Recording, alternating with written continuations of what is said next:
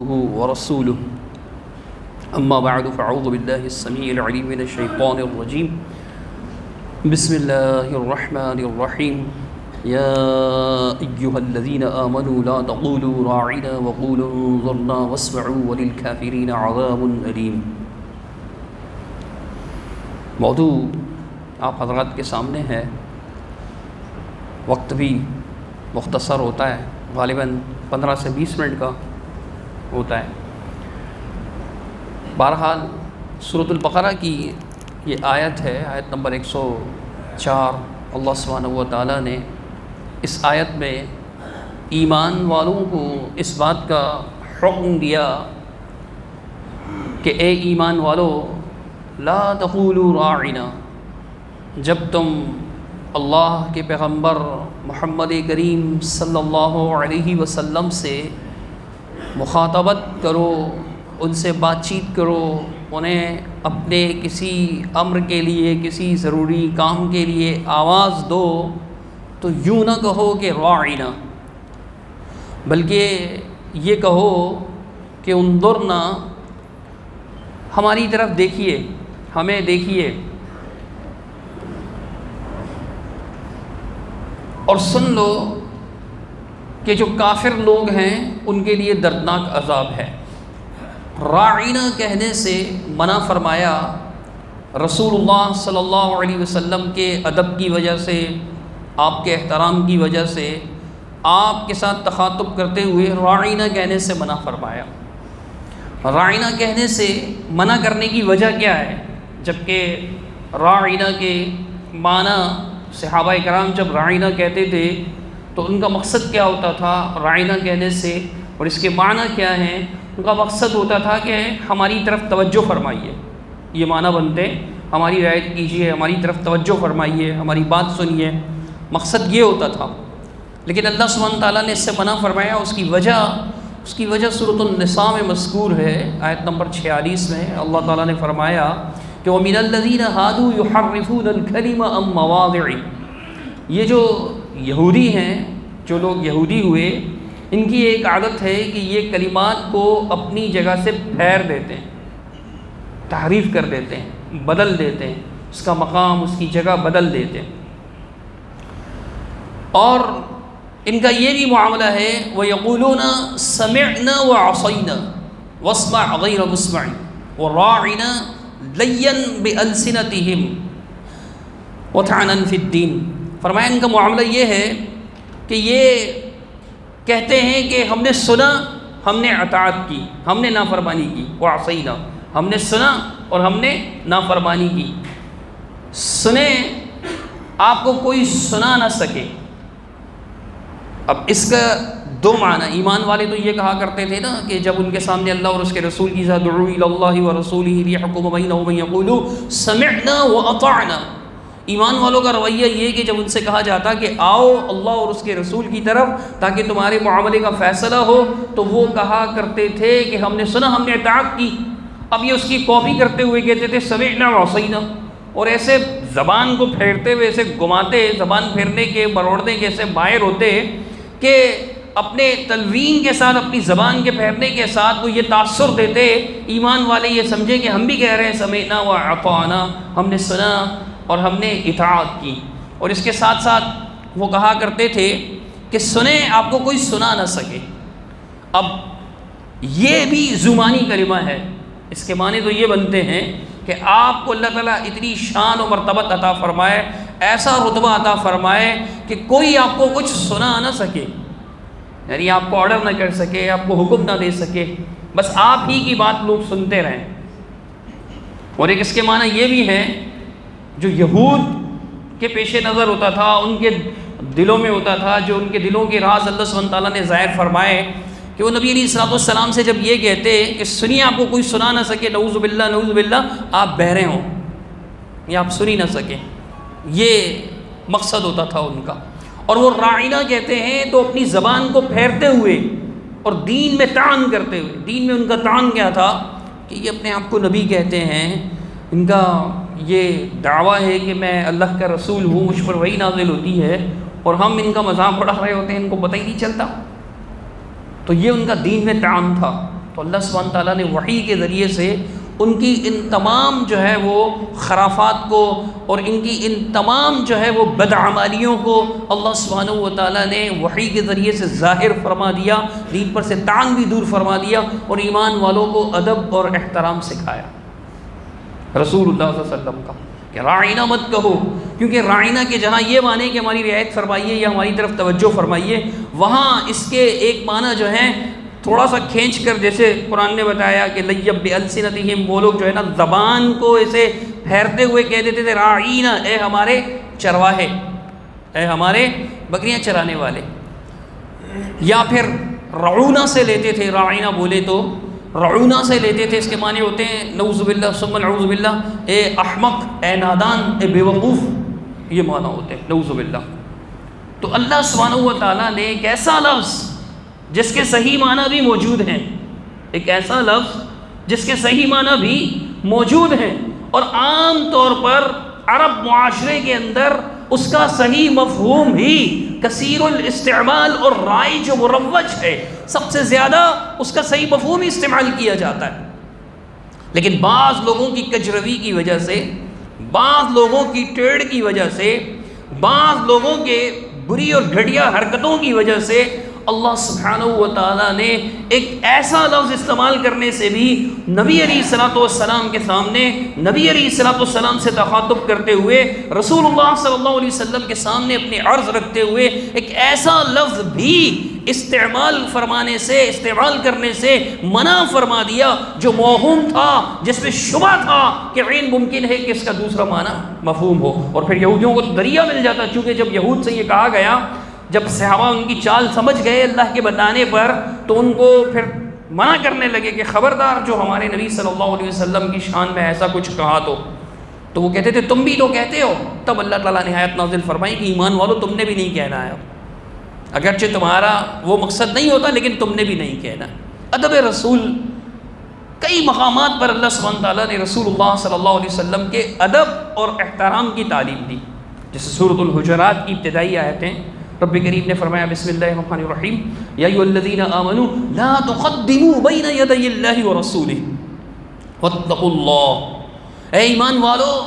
تم نے اللہ اور اس کے رسول سے آگے نہیں بڑھنا، اللہ سے ڈرتے رہنا ہے۔ آگے بڑھنے کے کیا مفہوم ہے؟ صحابہ کرام ویسے تو رسول اللہ صلی اللہ علیہ وسلم سے چلتے ہوئے بھی آگے نہیں بڑھتے تھے،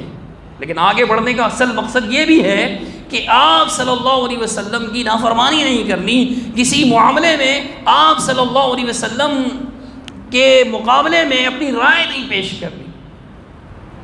یہ ادب سکھایا جا رہا ہے۔ اور فرمایا یا ایھا الذین آمنوا لا ترفعوا اصواتکم فوق صوت النبی، اے ایمان والو اپنی آوازوں کو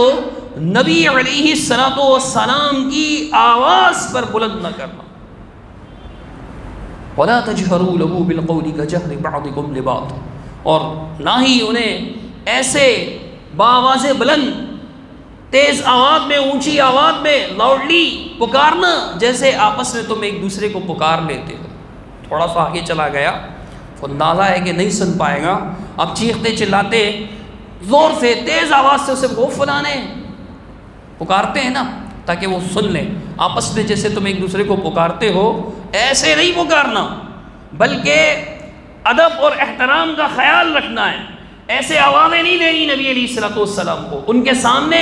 ان کی آواز کے مقابلے میں اپنی آواز کو اونچی نہیں کرنا، اگر تم نے ایسا کیا تحبط اعمالکم وانتم لا تشعرون، تمہارے سارے کے سارے اعمال برباد ہو جائیں گے، اکارت ہو جائیں گے، ضائع ہو جائیں گے، مٹا دیے جائیں گے، ختم کر دیے جائیں گے، اور تمہیں شعور تک نہیں ہوگا۔ اللہ تعالیٰ نے اپنے نبی علیہ الصلوۃ والسلام کا احترام سکھایا، پھر اللہ تعالیٰ نے اگلی آیت میں بتایا کہ ان الذین یغضون اصواتهم عند رسول اللہ اولئک الذین امتحن اللہ قلوبهم للتقوی، اولئک الذین امتحن اللہ قلوبهم للتقوی، اللہ جو لوگ رسول صلی اللہ علیہ وسلم کے سامنے اپنی آوازوں کو ہلکی رکھتے ہیں، پست رکھتے ہیں، آہستہ رکھتے ہیں، یہی وہ لوگ ہیں کہ جن کے دلوں کو اللہ سبحانہ و تعالیٰ نے تقوی کے لیے منتخب فرما دیا۔ پھر اللہ سبحانہ و تعالیٰ نے مزید اپنے رسول صلی اللہ علیہ وسلم کا ادب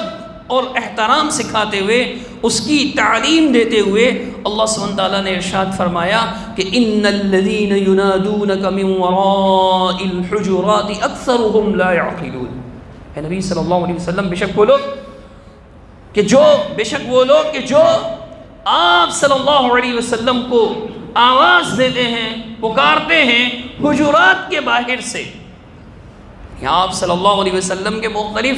کمرے بنے ہوئے تھے، حجرے بنے ہوئے تھے جن میں آپ رہائش پذیر ہوتے تھے، اور ایمان والے جانتے تھے کہ ان حجروں میں سے کسی ایک حجرے پہ ہوں گے، یا اس میں یا اس میں یا اس میں یا اس میں، مختلف حجروں میں سے کسی ایک میں ہوں گے۔ تو وہ باہر کھڑے ہو کر پکارتے، دیہاتی لوگ تھے جو نئے نئے ابھی آئے تھے، ان کو زیادہ آداب ادب معلوم نہیں تھے، تو وہ پھر اس طرح سے پکارا کرتے تھے، آوازیں دے کر چیختے چلاتے محمد اے محمد صلی اللہ علیہ وسلم۔ تو اللہ کے رسول صلی اللہ علیہ وسلم کو اللہ تعالیٰ نے ان پر یہ آیت نازل کر کے آپ کا ادب و احترام سمجھاتے ہوئے یہ بتایا کہ جو اس طرح سے آپ کو پکارتے ہیں ان کی اکثریت جو ہے وہ عقل نہیں رکھتے۔ وَلَوْ أَنَّهُمْ صَبَرُوا حَتَّى تَخْرُجَ إِلَيْهِمْ لَكَانَ خَيْرًا لَهُمْ۔ انہیں چاہیے تھا اگر یہ صبر کرتے یہاں تک کہ آپ خود بذات خود اپنی مرضی سے جب بھی ان کے سامنے تشریف لاتے، ان پر ظاہر ہوتے، تو پھر یہ اپنی عرض گزار آپ کے سامنے اپنی عرض رکھتے، آپ کے سامنے اپنی بات رکھتے۔ عرض کرنے کا مقصد یہ ہے کہ بہت سی آیات ہیں، میں صرف آیات پڑھ کر آپ کے سامنے یہ وعدے کرنا چاہ رہا ہوں کہ اللہ سبحانہ و تعالیٰ نے اپنے پیارے حبیب صلی اللہ علیہ وسلم کے ادب اور احترام کا حکم دیا۔ تو ظاہر سی بات ہے کہ دین اسلام میں رسول اللہ صلی اللہ علیہ وسلم کے گستاخی کا، آپ کی شان میں بے ادبی کا، آپ کی شان کے خلاف کسی بھی قسم کی نازیبا و نامناسب بات کا دین قطعاً بھی اس بات کی اجازت نہیں دیتا، اس کی گنجائش نہیں ہے اسلام میں۔ رسول اللہ صلی اللہ علیہ وسلم کی گستاخی وہ ناقابل معافی جرم ہے کہ جس کی سزا موت کے علاوہ اور کچھ نہیں ہے۔ سزا کیا ہے یہ بھی موضوع کا حصہ ہے، اس پر کئی احادیث موجود ہیں۔ شیخ الاسلام امام ابن تیمیہ رحمہ اللہ نے الصارم المسلول کے نام سے ایک کتاب لکھی، محکم کتاب لکھی، واضح کتاب لکھی، دلائل سے براہین سے بھرپور کتاب لکھی، جس میں احادیث و آیات، قرآن مجید کی آیات اور احادیث اس بات کو واضح فرما دیا کہ جو رسول اللہ صلی اللہ علیہ وسلم کی شان میں گستاخی کرے گا، نامناسب بات کہے گا، تو اس کی گردن اڑا دی جائے گی۔ یہ ایک حقیقت ہے، اس پر ہمیں کسی قسم کی کوئی شرمندگی نہیں ہے۔ رسول اللہ صلی اللہ علیہ وسلم کا ادب و احترام بالکل بجا اور اس کی سزا وہ بھی بجا۔ لیکن آج افسوس کا مقام یہ ہے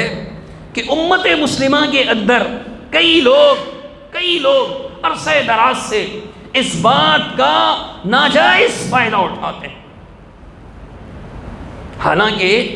یہ انتہائی سنجیدہ معاملہ ہے۔ اب دیکھیں جب قوانین کا غلط استعمال کیا جائے تو پھر کیا ہوتا ہے کہ لوگ اس قانون پر آواز اٹھانے لگتے ہیں۔ کتنے آپ کے علم میں ہوگا، آپ میں سے جو لوگ دنیا کی خبر رکھتے ہیں وہ جانتے ہیں کہ کافر ممالک جو ہیں اس وقت، خاص طور پر یہ جو یورپ اور امریکہ والے ہیں، ان کا بڑا زور ہے کہ پاکستان کے اندر سے یہ قانون ختم کر دیا جائے کہ گستاخ رسول کی سزا موت ہے، اس قانون کو ختم کیا جائے۔ اس سے جی بڑا ظلم ہوتا ہے، ایسا ہوتا ہے، ویسا ہوتا ہے۔ ان کو موقع کون دے رہا ہے؟ وہ جاہل لوگ، وہ اشتعال انگیز مشتعل لوگ جو اپنے مفاد کی خاطر یا اپنے اپنی تعصب کی آگ کو ٹھنڈا کرنے کے لیے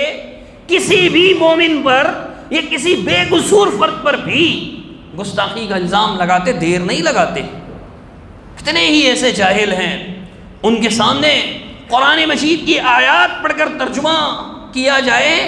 اس آیت کے مفہوم اور ترجمے کو بھی وہ اپنی طرف سے گستاخی قرار دیتے۔ پچھلے ہی سال یا اسی سال ہمارے ملک میں یہ واقعہ پیش نہیں آیا کہ سری لنکا کا ایک بندہ جو بالکل عربی زبان جانتا ہی نہیں، پڑھنا بھی نہیں جانتا، اردو بھی بڑی کم اس کو آتی ہے، مینیجر ہے کسی فیکٹری کا، اس پر گستاخی کا فتویٰ لگا کر جو ہے جاہل لوگوں نے، جن لوگوں نے گستاخی کا فتویٰ لگایا، ان کا بظاہر دین سے کوئی تعلق بھی نظر نہیں آتا۔ میں یہ نہیں کہتا کہ بے عمل ہو تو وہ مومن ہی نہیں ہوتا، مسلم ہی نہیں ہوتا، یہ میں نہیں کہہ رہا، لیکن آپ دیکھیں ان کا اپنا محبت رسول کا معیار کیا ہے کہ انہوں نے جو ہے نا وہ ذاتی غصے کی وجہ سے اس پر الزام لگایا اور اس کے بعد دعویٰ بول دیا، اس پر بلوا ہوا اور جناب اس کو قتل کر دیا۔ ابھی 1-2 دن پہلے اس قتل کا فیصلہ بھی ہو گیا کہ جی 6 لوگوں کو سزائے موت ہوئی ہے، کیونکہ وہ معاملہ ایسے نہیں تھا، اس نے کسی قسم کی کوئی گستاخی نہیں کی تھی، اس کو تو پتہ ہی نہیں تھا، اسٹیکر ہٹائے تھے، اس نے کوئی گستاخی نہیں کی تھی۔ ابھی کل پرسوں کی بات ہے، کل جو ہے نا وہ بڑا ایک کلپ جو ہے پھیلایا جا رہا تھا کہ دیکھو جی اسمبلی میں بیٹھی اس خاتون نے، اس عورت نے گستاخی کی ہے، توہین کی ہے، اذان کا مذاق اڑایا ہے، اور اس کا چھوٹا سا ایک شارٹ کلپ یعنی کہ کٹنگ کر کے جگہ سے پھیر کر بات یہود کی طرح مخالف سیاسی مخالفین ہیں، سیاسی مخالفین، انہوں نے بات کو بدلنے کے لیے یا مخالف پارٹی کو بدنام کرنے کے لیے چھوٹا سا کلپ کاٹ دیا، پوری بات نہیں، چھوٹا سا کلپ کاٹ دیا کہ جس کے اندر وہ یہ کہہ رہی ہیں کہ جی اس کی اذان سن کر میری عجیب فیلنگ ہو جاتی، میری فیلنگز عجیب ہو جاتی ہیں، مجھے نہیں پتہ اور لوگوں کی بھی ہوتی ہیں نہیں ہوتی، میری تو بڑی بہت عجیب سی فیلنگ ہو جاتی ہے۔ اتنا سا کاٹا، اب جو سنے گا کہ اذان سن کر اس کی فیلنگز خراب ہو جاتی ہیں، یعنی اس کو برا محسوس ہونے لگتا ہے، تو بڑی گستاخ عورت ہے یا یہ بڑا گستاخ آدمی ہے جو ایسی بات کر رہے ہیں۔ لیکن جب اس کا مکمل کلپ سامنے آیا تو وہ بیچاری یہ کہنا چاہ رہی تھی، پہلے ہی وہ عذر پیش کر رہی ہیں کہ شاید میں یعنی زبان دانی پر عدم قدرت کا اظہار کر رہی ہے، وہ بتا رہی ہے کہ شاید میں اپنی بات صحیح طور پر پیش نہ کر پاؤں، میرے پاس الفاظ کی کمی ہے، وہ سندھی زبان بولنے والی اور اردو میں بیان کر رہی ہے، دقت ہوتی ہے ایک زبان سے دوسری زبان میں بات کو کنورٹ کرنا، محفظ ضمیر کو کنورٹ کرنا، اس پہ دقت ہوتی ہے۔ اس کے کلام کا لب لباب یہ تھا، خلاصہ کلام اس کا یہ تھا کہ جی یہاں اسمبلی کے قریب جو مسجد ہے وہاں پہ جو اذان ہوتی ہے مؤذن کی، آواز بڑی عجیب سی ہے، غیر واضح ہے، اچھی بھی نہیں ہے، خوبصورت بھی نہیں ہے، کوئی اچھی آواز والا مؤذن مقرر کیا جائے کہ جب وہ اذان دے تو اس کی آواز ایسی روح پرور ہو، ایسی پرسوز ہو، اتنی پیاری ہو کہ جو اذان سنے اس کا فوراً دل کرے کہ مسجد میں جا کے رب کے حضور جس کی صدا بلند ہو رہی ہے اللہ اکبر اللہ اکبر، اس کے سامنے جو ہے نا وہ سر بسجود ہو جاؤں۔ یہ کہہ رہی ہے، اس کو اذان کا گستاخ بنا دیا۔ معاشرے میں یہ عام ہو چکا ہے،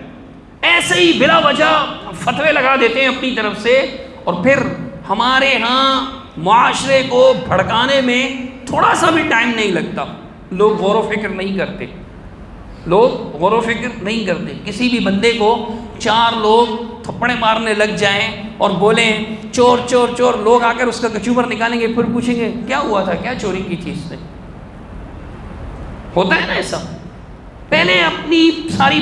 وہ ایک دم یعنی بھڑکانے میں تھوڑا سا بھی غور و فکر کی صلاحیت نہیں۔ اس سے پہلے ابھی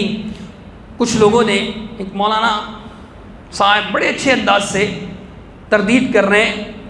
ایسے ناہنجار مردوں کی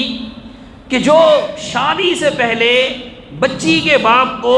جہیز کی لسٹیں تھما دیتے ہیں، لسٹ نہیں لسٹیں تھما دیتے ہیں، یہ چاہیے یہ چاہیے یہ چاہیے یہ چاہیے۔ ضمناً انہوں نے کہا کہ پھر ایسے جو ہے وہ لوگ لالچی لوگ جو ہیں سیدنا علی رضی اللہ تعالیٰ عنہ کی مثال دیتے ہیں تو سن لیں علی رضی اللہ عنہ کے پاس مال نہیں تھا اور یہ وجہ تھی، اور ان کو گستاخ بنا دیا، حالانکہ وہ کوئی گستاخی نہیں کر رہے، سیدنا علی رضی اللہ عنہ کا احترام کرتے ہیں، لیکن جی وہ دھڑلے سے جو ہے نا وہ پوسٹیں آ گئیں فیس بک پر، اور مصیبت کیا ہے کہ فیس بک پر ہم میں سے ہمارا عمومی مزاج ہمارے معاشرے کا، کوئی ایک پوسٹ آ جاتی ہے، ہم دیکھتے ہیں کہ ایک نئی بات ہے، یہ تو میرے دوستوں کو نہیں پتہ ہوگی، جو میری فرینڈ لسٹ ہے ان میں نہیں ہوگی یہ بات، ابھی تک ان کو نہیں پتہ ہوگی، ابھی تک جس واٹس ایپ کی گروپس میں چل رہا ہوں ان میں تو ابھی تک یہ بات نہیں آئی، تو کیوں نہ میں وہ پہلا فرد بن جاؤں جو سب کو باخبر کر دوں۔ سارے جو ہے نا وہ بلا وجہ میں نیوز چینل کے نمائندے بنے ہوئے، سارے خبر دینا شروع کر دیں گے. جس کو بولنا نہیں آتا وہ بولے گا آپ دیکھ رہے ہیں یہ کیا ہو رہا ہے, ایسے ایسے ایسے کیمرہ لے کر فیس بک پہ لگا دیا, یوٹیوب پہ لگا دیا, گروپوں میں بھیج دیا, اشتعال بھڑکانا ماحول کو. یہ طریقہ صحیح نہیں ہے, یہ طریقہ درست نہیں ہے. اسی سورۃ الحجرات میں اللہ رب العالمین نے ایمان والوں کو اس بات کا حکم دیا کہ یا ایھا الذین آمنوا ان جاءکم فاسق بنبأ فتبینوا ان تصیبوا قوما بجہالۃ فتصبحوا علی ما فعلتم نادمین. اے ایمان والو, اگر تم میں کسی کے پاس کوئی فاسق خبر لے کر آئے تو پہلے اس کی تحقیق کرو خوب. کہیں ایسا نہ ہو کہ تم کسی قوم پر جہالت کی وجہ سے ٹوٹ پڑو, پھر تمہیں اپنے کیے پر نادم ہونا پڑے, شرمندہ ہونا پڑے. بندے کی جان لے لی, پوری دنیا میں مسلمانوں کی بدنامی ہوئی. اگر اس نے ایسا کچھ کیا ہوتا تو اس کا قانونی طریقہ اختیار کیا جاتا. قانونی طریقہ اپنے ہاتھ میں لے لینا, اپنی ذاتی بڑاس نکالنے کے لیے کسی کو گستاخ رسول ڈکلیئر کر دینا. کوئی بندہ اللہ کی آیات بتائے آپ اسے گستاخ کہہ دیں, کوئی قرآن کا ترجمہ بتائے, قرآن کی بات بتائے, اسے گستاخ کہہ دیں. یہ زیادتی بہت زیادہ ہو رہی ہے, اس میں کوئی شک نہیں ہے کہ اللہ کے رسول صلی اللہ علیہ وسلم کے گستاخ کی یہی سزا ہے, خواہ وہ اپنے آپ کو مسلمان ہی کیوں نہ کہتا ہو, یہی سزا ہے اس کی. لیکن اس کے لیے جو ہے وہ اہل علم اور جو معاملے کے ذمہ دار لوگ ہیں, حکام بالا ہیں, ان تک بات پہنچانی چاہیے. اپنی طرف سے لوگوں پہ اشتعال نہیں پھیلانا چاہیے. اور ایسی کوئی خبر آئے کہتے ہیں فوراً سے پہلے پھیلا دو, فوراً سے پہلے, اور ہم پھیلانے لگ جاتے ہیں. تو اس کو نہیں پھیلایا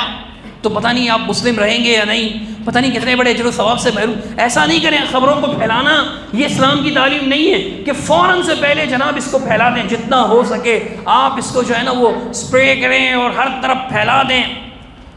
اسلام کی یہ تعلیم نہیں ہے. اسلام کی یہ تعلیم ہے کہ پہلے تحقیق کریں پھر بات آگے پھیلائیں. وگرنہ اسلام یہ سکھاتا ہے جو بغیر تحقیق کے بعد پھیلا دیتے ہیں کہ کفا بالمرء کذبا ان یحدث بکل ما سمع. آدمی کے جھوٹا ہونے کے لیے اتنا ہی کافی ہے کہ وہ ہر سنی سنائی بات کو آگے پھیلا دیں, آگے پہنچا دیں. تو احتیاط کیجیے. رسول اللہ صلی اللہ علیہ وسلم کے ادب و احترام کو بھی سمجھیں. اللہ کے رسول صلی اللہ علیہ وسلم کا احترام یقیناً ایمان کا حصہ ہے کہ اس کے بغیر تو کوئی مومن ہو ہی نہیں سکتا. آپ صلی اللہ علیہ وسلم کے احترام کا, آپ کے ادب کا اللہ سبحانہ و تعالیٰ نے صرف حکم دیا بلکہ طور طریقے تک سکھائے, اس کی باریکیاں بھی اللہ سبحانہ و تعالیٰ نے سمجھائیں. تو اللہ سبحانہ و تعالیٰ سے دعا ہے کہ اللہ تعالیٰ مجھے, آپ کو, ہم سب کو اللہ کے رسول صلی اللہ علیہ وسلم کے احترام کی, ساتھ ہی آپ کی اطاعت اور مکمل پیروی کی توفیق عطا فرمائے. اقول قولی ھذا استغفر اللہ لی ولکم ولسائر المسلمین اجمعین برحمتک یا ارحم الراحمین.